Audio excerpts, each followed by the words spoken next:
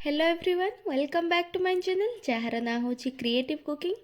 आज मु नहीं आसी मो चैनल रे आपण मानक पई गोटे चटपटा एग रो रेसिपी।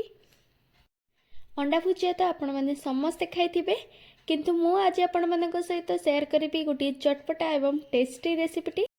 एही रेसिपीटी बनैबाटा बहुत सहज एवं अल्प समय रे प्रस्तुत होई जिवो। एवं रेसिपीटी रो ना होची सिजा अंडा भुजिया बा बॉयल एग भुजिया। एबे चलंतु लेट न करी आमे वीडियोटी को स्टार्ट करिबा। एटी देखंतु मो अंडा को नेइची, अंडा को लूण देकी भलो भाबरे सिझेई देइची। तापर देखंतु मु तार खोळपा को बाहर कर देइची।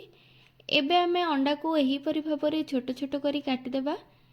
ता सहित देखंतु मु एठी पियाज को एवं टमाटो को मध्ये छोट छोट करी काटि देइची।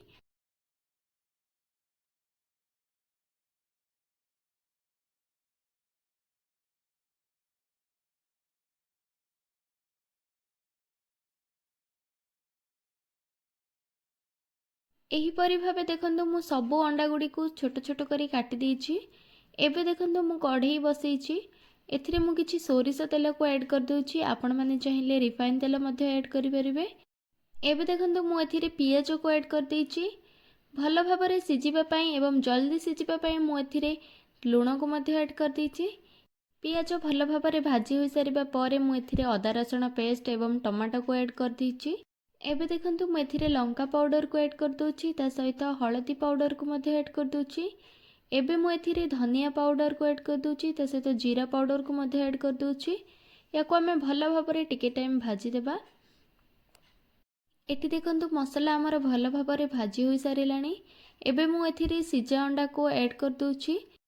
एबे आमे ए सब को भलो भाबरे मिक्स कर देबा।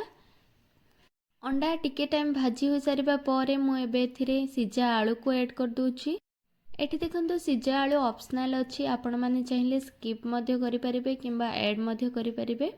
तापरे भलो भाबरे 5 मिनिट भाजी सारिबा परे हमर प्रस्तुत होई गला सिजा अंडा भुजिया रो रेसिपी। आपण माने मध्य एही टेस्टी रेसिपीटी निश्चय ट्राई करंतु आपणक घरे एवं केमिति लागिला मते कमेंट माध्यम रे निश्चय जानंतु। एही भुजिया को आपण माने रुटी भात किंबा पखाला सहित मध्य खाई परिबे। आशा करूची आपण मानकु एही रेसिपीटी भलो लागिथिबो। जदि भलो लागिची लाइक कमेंट सब्सक्राइब निश्चय करंतु। रहुची नमस्कार।